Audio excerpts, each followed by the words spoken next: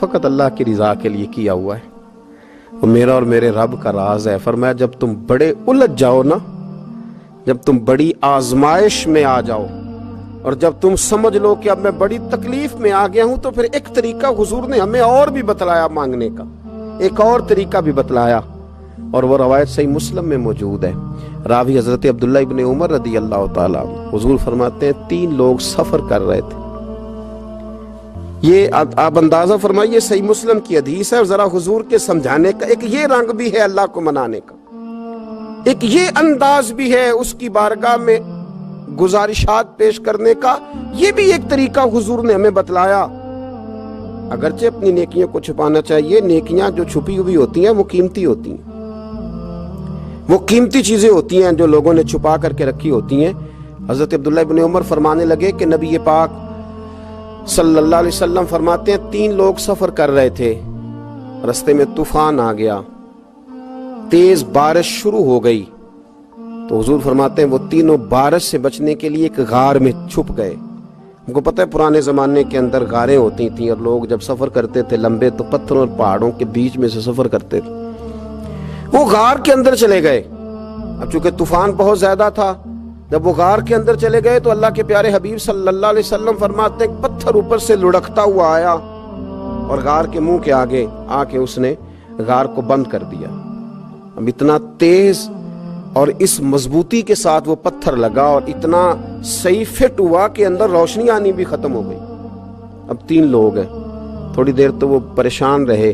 کہ شاید اب کبھی بچ نہیں سکیں گے، شاید چاروں جانب اندھیرا ہی ہے اور اندھیرا ہی رہے گا، شاید یہاں سے نکلنے کے لیے اب ہمیں کوئی رستہ میسر نہیں آئے گا۔ وہ پہلے تو پریشان ہوئے، پھر کہنے لگے یار اس طرح کرو، ذرا غور کیجئے گا میری بات پہ۔ فرمایا اس طرح کرو، اگر کوئی زندگی میں نیکی کی ہے نا تو ذرا اس نیکی کو یاد تو کرو، اور یاد کر کے اس مالک کے حضور عرض تو کرو، وہ کریم ہے، کوئی آنکھو شاید من جاوے تے گل کم تتڑی دا بن جاوے، عرض تو کرو۔ تو ان میں سے یہ آپ اندازہ فرمائیے، یہ بات بیان کون کر رہا ہے؟ یہ مدینے والے رسول بیان کر رہے ہیں، یہ نبی پاک علیہ السلام نے بیان فرمایا، یہ وہ کہانی ہے جو ہمیں ہمارے نبی پاک نے سنائی، رسول کریم علیہ السلام نے ہمیں بتلائی، یہ داستان محبت۔ حضور فرمانے لگے ایک نے ان میں سے ہاتھ اٹھائے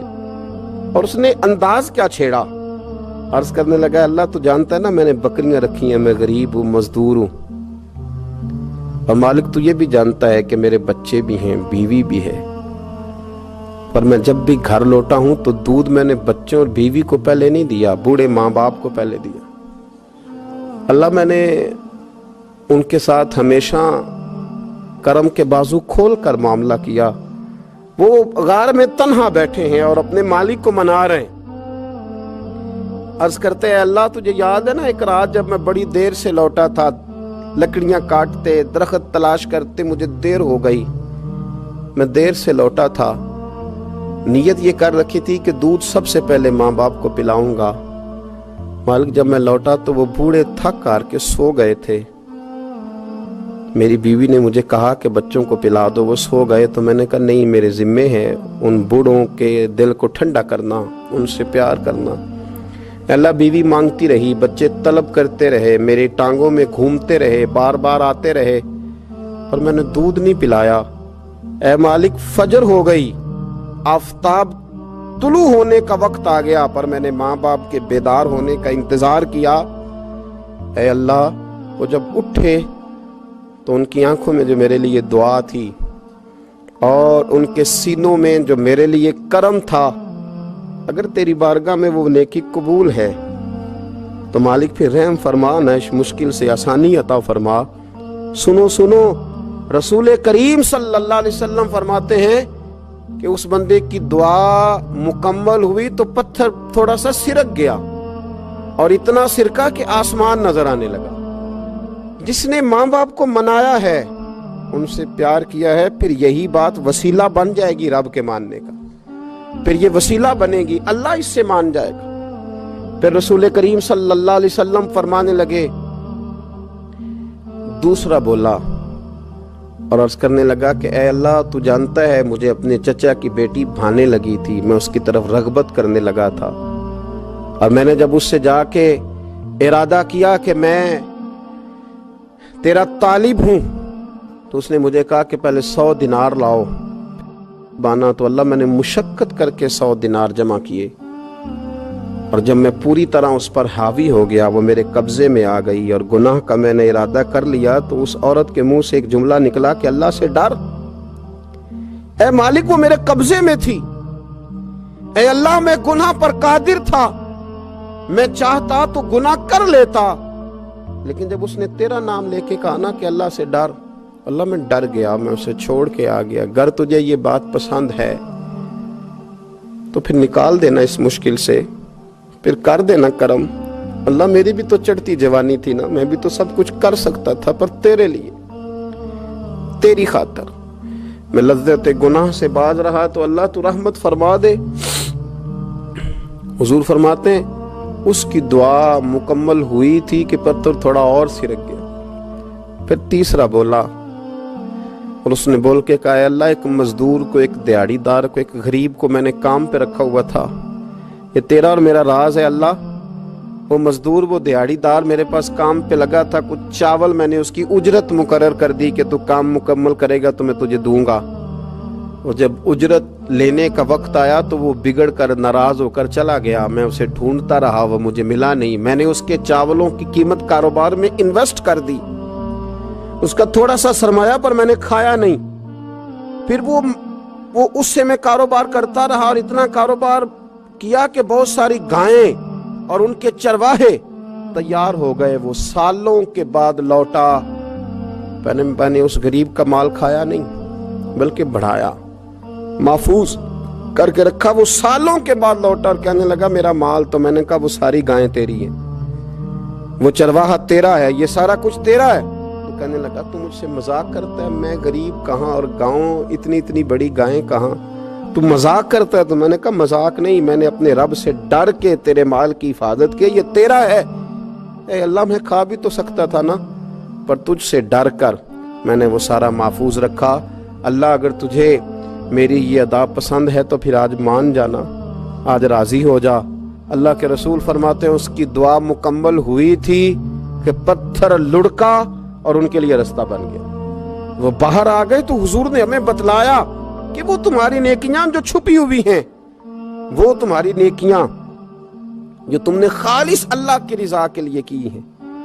ان نیکیوں، ان اعمال کا وسیلہ بھی تمہارے رب کے ماننے کا ذریعہ بن جائے گا، اس کو منایا جائے، اس کے حضور حاضری دی جائے، اس سے بخشش کا سوال کیا جائے، اس کی بارگاہ میں یہ گزارش کی جائے کہ اللہ غریبوں، مجبوروں، کمزوروں اور ان لوگوں کے صدقے جو اللہ رستہ دیکھ رہے ہیں کہ رستہ کب کھلے گا، جو تیری بارگاہ کرم کے سوالی ہیں، ان کے صدقے تو رحم فرما، تو کرم فرما۔ تو میرے عزیز، ایک اور بات جو اللہ کو منانے کے لیے ہمیں ہمارے پیارے رسول صلی اللہ تعالی علیہ وسلم نے بتلائی کہ جب انسان بہت زیادہ عاجزی کرتا ہے نا، بہت زیادہ عاجزی، تو پھر بھی اللہ مان جاتا ہے۔ جب وہ اس کے حضور بہت عجز کا اظہار کرتا ہے، بہت زیادہ عجز کا اظہار کرتا ہے، وہ ڈر جاتا ہے اس سے۔ وَلِمَنْ خَافَ مَقَامَ رَبِّهِ جَنَّتَانِ،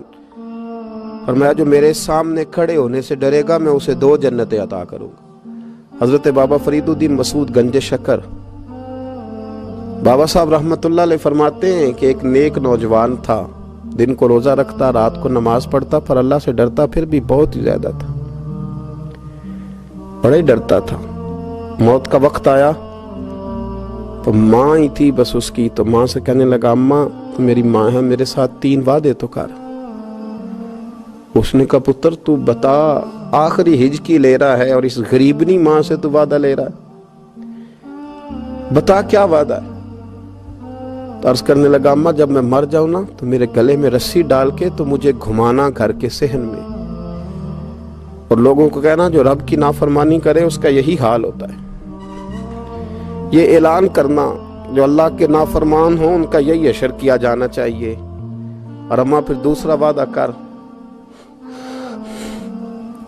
میرا رات کو جنازہ اٹھایا جائے میں نہیں چاہتا کہ کسی کے منہ سے یہ لفظ نکل جائیں کہ وہ دیکھو اللہ کا نافرمان جا رہا ہے۔ رات کو میرا جنازہ اٹھانا،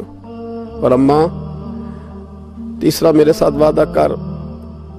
کہ لوگ مجھے دفن کر کے آ جائیں گے تو میری قبر پہ چلی جائے گی۔ عمل میرے پاس کوئی نہیں، پر مجھے لگتا ہے ماں کے قدموں کی برکت سے عرش کا مالک بھی رحم فرمائے گا۔ اماں تو وعدہ کر کہ میرے ساتھ وعدہ کر۔ بابا صاحب رحمت اللہ علیہ فرمانے لگے کہ ماں، بوڑھی ماں نے وعدہ کر لیا۔ کہا بیٹے ٹھیک ہے، اگر تیری یہی ضد ہے تو میں تیار ہوں۔ پھر اس نے کلمہ شہادت پڑھا، اس نوجوان کی روح پرواز کر گئی۔ بوڑھی ماں نے رسی منگائی تو وَلِمَنْ خَافَ مَقَامَ رَبِّهِ جنتان، جو ڈر جائے، اس نے تو کہا تھا نا کہ رسی ڈال کے گھمانا اور کہنا یہ اللہ کا نافرمان ہے، اس کا یہی اشر ہونا چاہیے تھا۔